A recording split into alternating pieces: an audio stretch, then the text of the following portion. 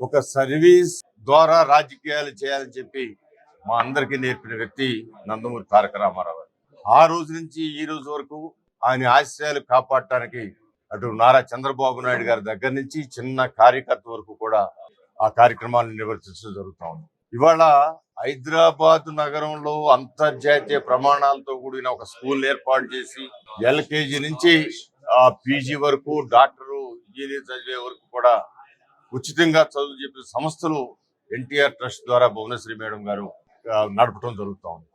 అదేవిధంగా Basavataraka cancer hospital బాలకృష్ణగా నిర్వర్తిస్తున్నారు, లేదా రక్తదాన శిబిరాలు ఏర్పాటు చేసి రక్తదానం చేసే కార్యక్రమాలు కానీ ఇవన్నీ కూడా సర్వీస్ యాక్టివ్ చేసే ఏకైక రాజకీయ పార్టీ తెలుగుదేశం పార్టీ. ఆ ఆశయాలకు తగ్గట్టుగానే ఈ రోజున గద్దె ప్రసాద్ గారి డివిజన్ అధ్యక్షుడిగా పేదవారికి కుట్టు మిషన్లు ఇచ్చే కార్యక్రమం, ప్రభుత్వాలు చేయాల్సిన కార్యక్రమాన్ని ప్రభుత్వాలు ఆ పేదవారిని చూడని పరిస్థితులు ఏదో చిన్న చిన్న కార్యక్రమాలు ఇచ్చి 100 మందిని కూడా రోడ్డు మీద వదిలేసిన సందర్భంలో ఆ పేదవారికి కొంత ఉపకార వేతనం కలిగించాలా, వాళ్ళ కుటుంబాల్లో కొంత ఆదాయం పెంచుకునే స్థితి కల్పించాలని చెప్పి గద్దె ప్రసాద్ గారు ఈ రోజున 21 మందికి ఒక్కొక్కటి 7,000 రూపాయలు చేసి సుమారు 1,40,000 ఇల్లు కలిగిన కుట్టు మిషన్లు ఇచ్చారు. అంటే దీన్ని మనస్ఫూర్తిగా తెలుగుదేశం పార్టీ ఆశయాల్ని ముందుకు తీసుకువెళ్తున్నందుకు గద్దె ప్రసాద్ గారిని 13వ డివిజన్ అధ్యక్షుడు వారిని మనస్ఫూర్తిగా నేను అభినందిస్తా ఉన్నాను.